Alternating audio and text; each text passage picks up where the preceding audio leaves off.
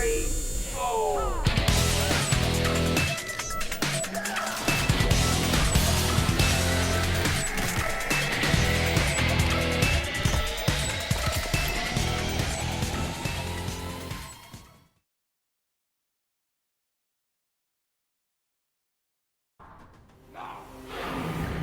alien tore through Shinnok's flesh, reducing him to a bloody pulp. The creature then returned to its nest in Outworld. It continued to venture forth looking for suitable hosts for use in establishing a new hive. The alien found more than a few intriguing species and dragged them back to its lair. Once a queen had been spawned, the alien's new hive multiplied quickly and spread unchecked throughout the realm. Emperor Kotal Khan attempted to save Outworld in a desperate final attack on the alien's main nesting ground. The attack failed. Outworld belonged to the aliens.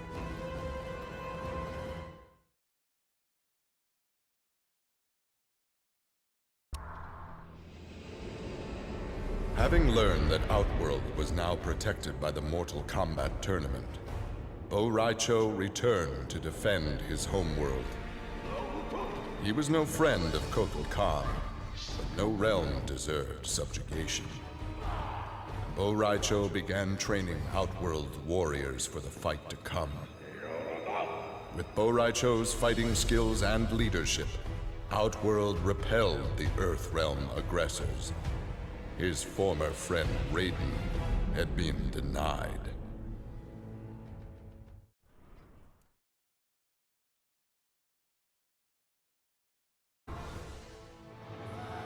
Cassie Cage's impressive victory over Shinnok led Raiden to give her a new important task: hunting down a soul stealer.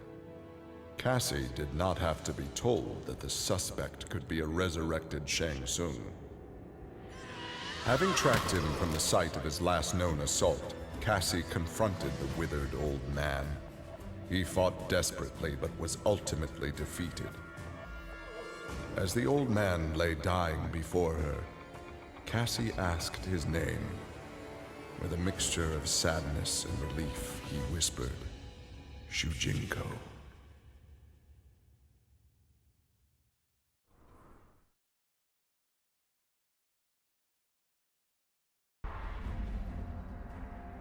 Devorah's ultimate plan was not to destroy Shinnok, but to enslave him. She implanted larvae, her young, in his body to gestate. Having consumed the godlike power of their immortal host, Devorah's offspring were unlike any Kaitin ever born. As they matured, they spread like locusts throughout the realms. Her army of Kaitin super drones brought glory to Devorah, their beloved queen, and destruction to all.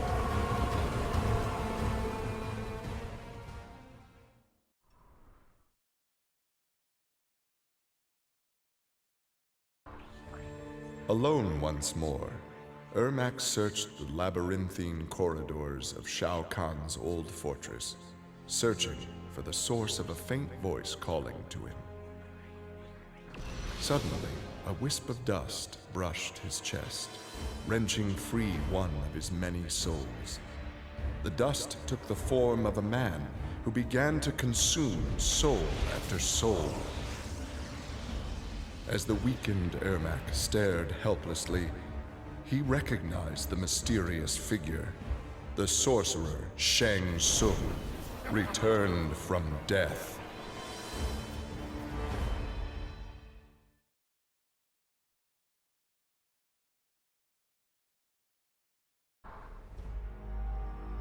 Nearly 150 years ago, Erron Black had been hired by Shang Tsung to assassinate an Earthrealm warrior. In return, Shang had slowed Black's aging process. He could therefore afford to be patient. If an employer wanted someone dead, they would be in time. A team of young Earthrealm warriors had caused Erron Black's current employer, Kotal Khan, much inconvenience. With the patience of a viper, Black eliminated them all.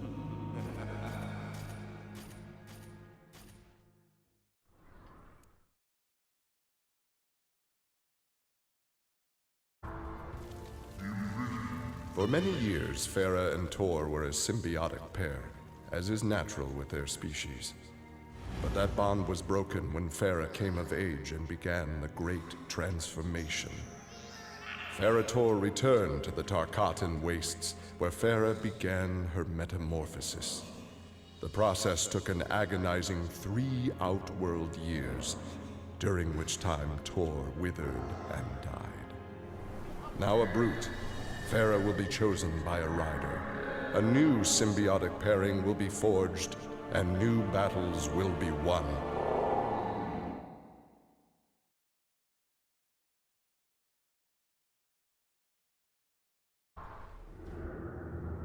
The Shokan had become outcasts for refusing to aid either side in the Outworld Civil War. But with the conflict over, Prince Goro decided to re-enter the political landscape. Kotal Khan's armies were weak from years of battle. Melina's rebels were scattered.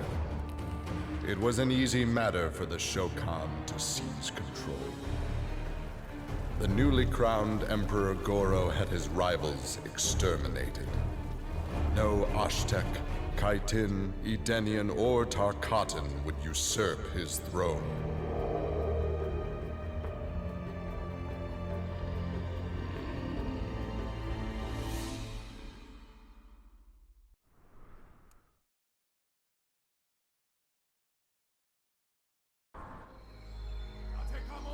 After his incursion into Earthrealm, Kotal Khan had become a prime target of Special Forces surveillance. Jackie Briggs was assigned to monitor his activity. Jackie followed Kotal Khan to an equatorial jungle, where he entered a hidden pyramid. Inside, he retrieved a glowing crystal skull. Jackie attacked the Emperor and raced away with the object. Jackie was praised for her work, but couldn't help thinking her interference was what Kotal Khan had wanted all along.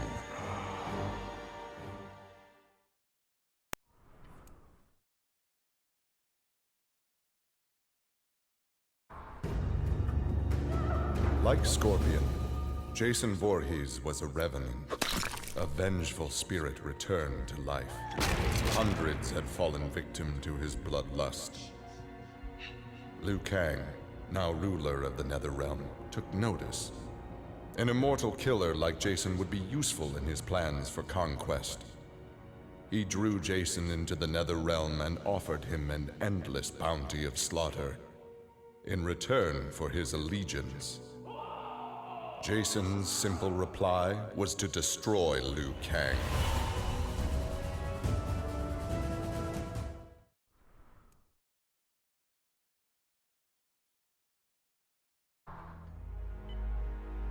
After Shinnok's fall, the hospitalized Johnny Cage asked Jax to fill in as leader of his squad.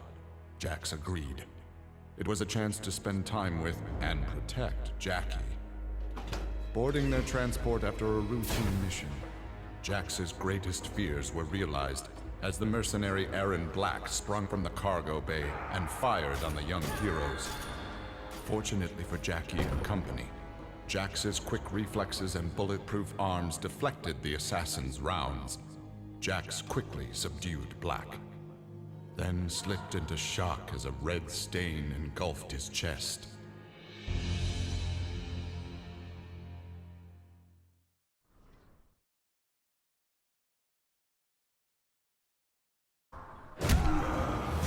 Johnny Cage's life had turned out to be stranger than any science fiction film, but he knew the final scene was approaching. With Raiden's direction, Johnny was able to sail to Shang Tsung's abandoned island fortress, where his adventure had begun, to contemplate his future. Amid the rubble, Johnny found an ancient tome. Its pages revealed that Shang Tsung had unraveled the secret to Edenian long life. Johnny Cage's retirement would have to wait.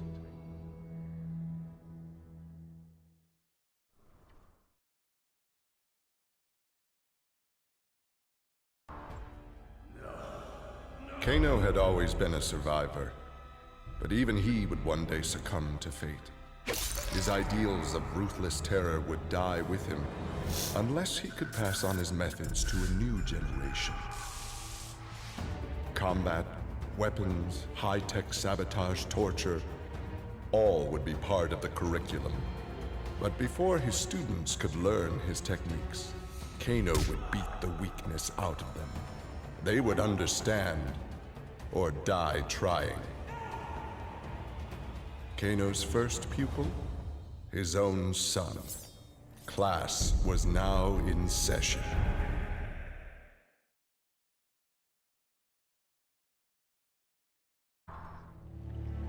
Having defeated Shinnok, Kenshi joined Takeda on his quest to avenge his mother Suchin's murder. Their travels took them to a cave where he and Takeda freed a man, Taven, encased in a stalagmite. Kenshi told Taven that his brother, Dagon, was the founder of the Red Dragon Assassin Clan.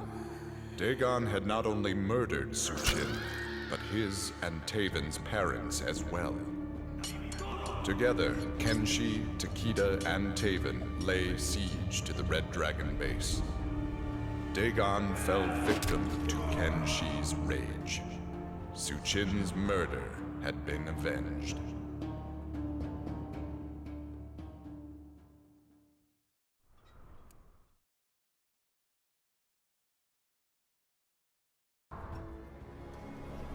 Kitana found herself walking the streets of a magnificent, shining city. This was Edenia, a realm freed from Outworld, and Kitana was its beautiful queen. This was the timeline unaltered by Raiden. Earthrealm had been destroyed by Shao Kahn, but Kitana had survived Armageddon and united the other realms to destroy him. Long-lasting peace was the result. Kitana awoke from this vision to find herself in the Nether Realm. She was not the queen of Edenia, but a revenant of hell, and she hated Raiden for it.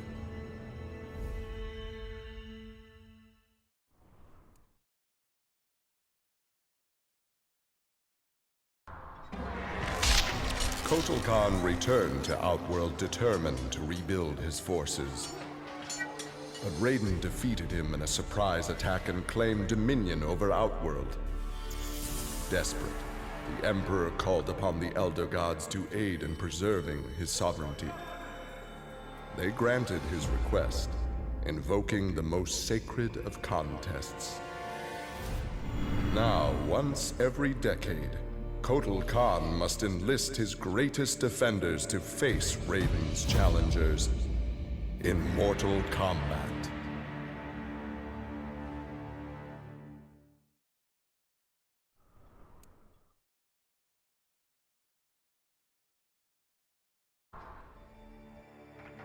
For his role in saving Earthrealm, Kung Jin's family created a statue in his likeness for inclusion in Raiden's revered collection. But Kung Jin's thoughts were with one no longer accepted by his family, Kung Lao. Kung Jin set out to locate his cousin and found him in the Nether Realm. Raiden believed Kung Lao's tortured soul was forever trapped without Quan Chi's magic to free him. But Kung Jin knew the Shaolin was stronger than any sorcerer's spell. He vowed to help Kung Lao fight off the evil that had remade him.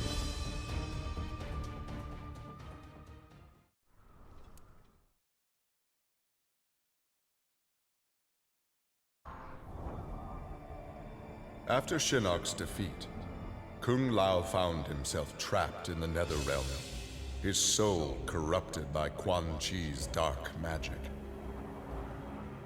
There he would have remained but for the aid of his cousin Kung Jin. Together, their Shaolin strength repelled the evil sufficiently enough for Kung Lao to escape that dark realm and control his inner demons. Compromised but not lost, Kung Lao now exists as an agent of vengeance. He will show evil no mercy.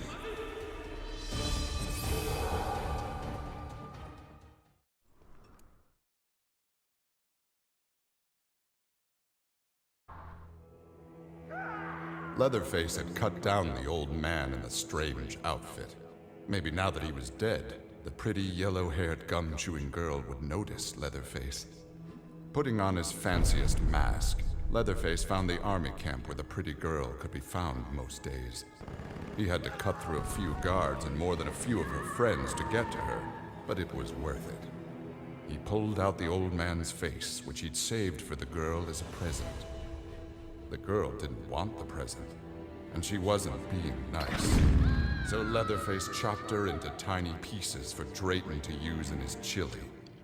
He then took off his mask and set to work on the girl's face. If she wasn't going to be his girlfriend, she could be his in other ways.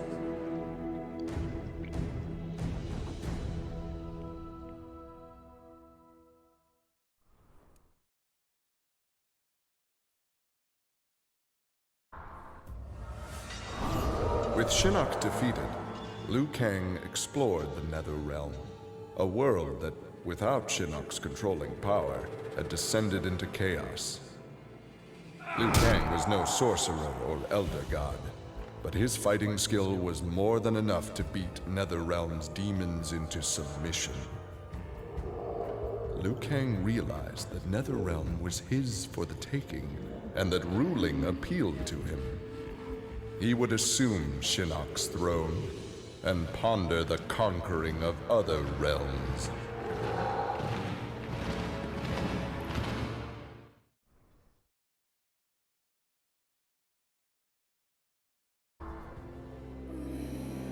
Overcome with exertion, Melina collapsed and felt her soul gliding through the ether. She awoke in an incubation chamber. Nearby were countless others, each containing an exact copy of her. Melina found she could read each being's mind and they hers. They quickly realized the benefit of so many fierce warriors sharing one mind. As they plotted revenge on their enemies, the architect of the Melina's awakening laughed quietly.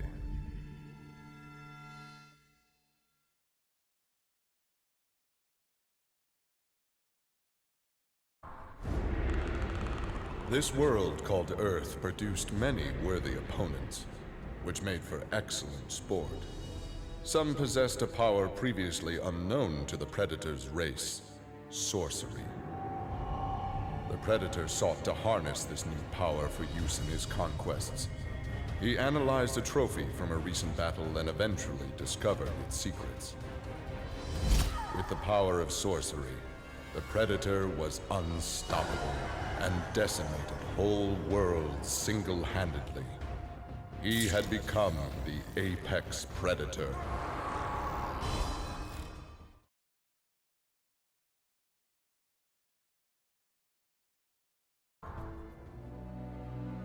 Quan Chi had long been a servant of Shinnok. His role in freeing him from imprisonment had not gone unnoticed by the Elder Gods. Shinnok was no longer a threat, but Quan Chi's actions had given rise to a new power. After much deliberation, the Elder Gods contrived a plan to rebalance this power before it grew further. Free will was burned from Quan Chi's soul and replaced with a single directive. He must kill Raiden.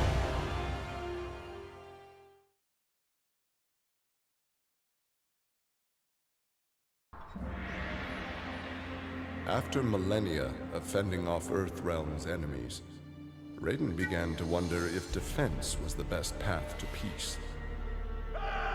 In a change of tactics, Raiden and the Shirai Ryu attacked Kotal Khan's armies before they could rebuild. They decimated the Emperor's forces, leaving Outworld at their mercy. The victorious Raiden claimed dominion over Outworld. The first of many threats to Earthrealm had been removed.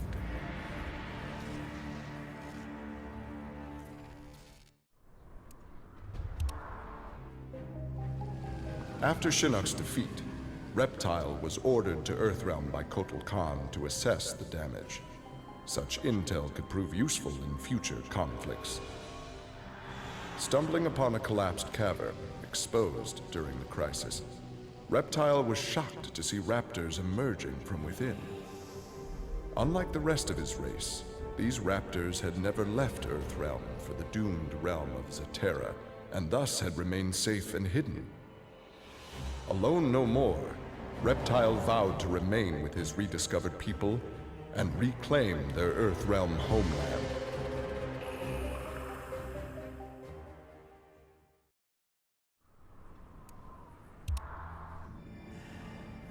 Remorse for his role in resurrecting Shinnok weighed heavily upon Scorpion's soul.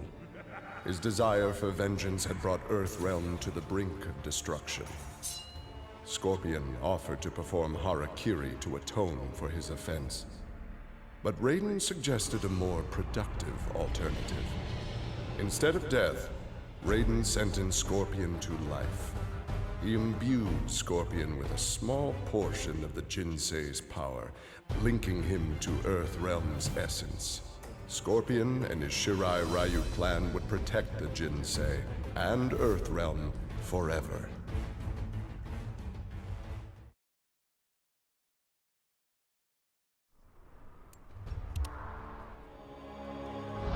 Earthrealm belonged to Shinnok. It became the staging area from which he would finish his war on the Elder Gods, which began eons ago. The Elder Gods had lied to the denizens of the realms.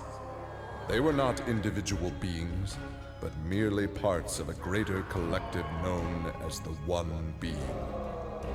Shinnok would merge the realms and awaken him. Whole once more, the One Being devoured the Elder Gods. Shinnok watched with satisfaction. This reality had finally come to an end.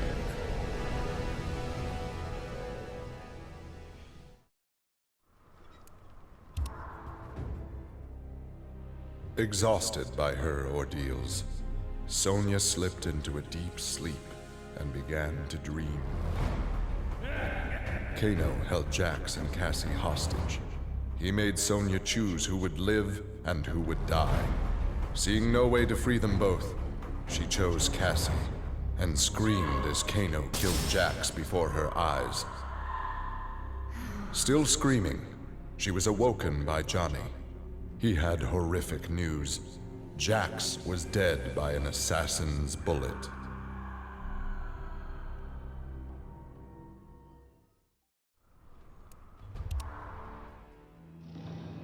Grandmaster Sub-Zero knew his Lin Kuei clan would need more than martial arts to stave off future threats to Earthrealm.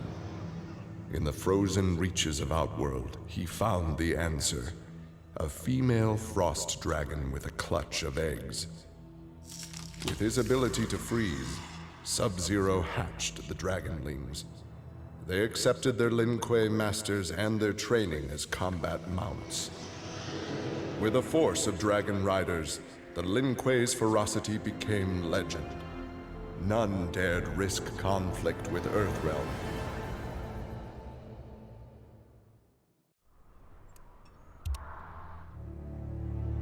With Shinnok defeated, Takeda and his father set out to find his mother's killer, a member of the Red Dragon clan. Special Forces tech enabled Takeda to locate the clan's base and disguise himself and Kenshi as they infiltrated their ranks. Deep within the mountain stronghold, Takeda discovered an actual dragon, a prisoner of the clan. The creature used its magic to divine the murderer's name, then transport Takeda and Kenshi to a faraway cave. There they discovered a man encased in a stalagmite. The dragon had said this man would also have reason to confront Su Qin's killer. Takeda began to free him.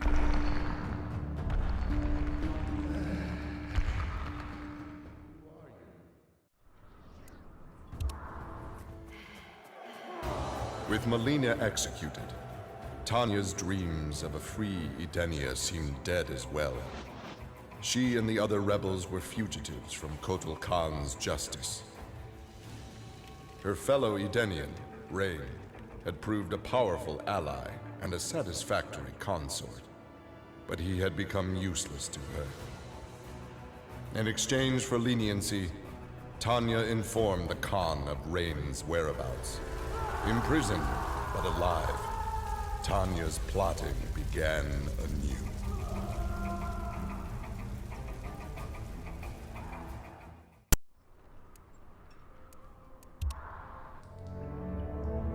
Standing over Shinnok, Tremor reveled in his power. Much had changed since the Black Dragon's excursion to the Dream Realm. Kano had sent Tremor's team there to retrieve a psych bomb to be used in Kano's theft of Shinnok's amulet. Exposure to that realm had increased Tremor's power and expanded his mind.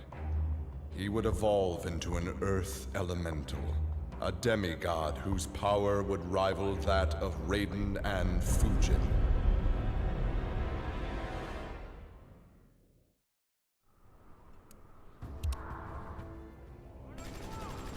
After destroying Shinnok, Triborg turned his attention to the Special Forces.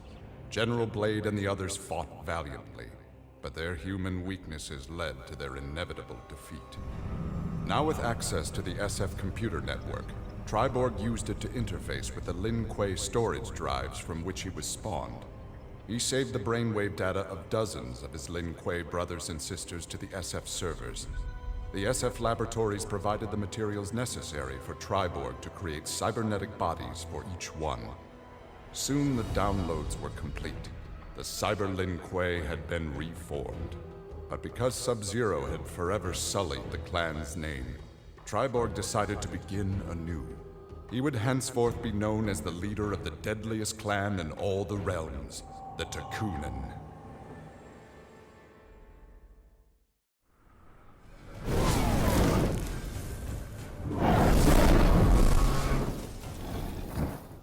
Liu Kang wins.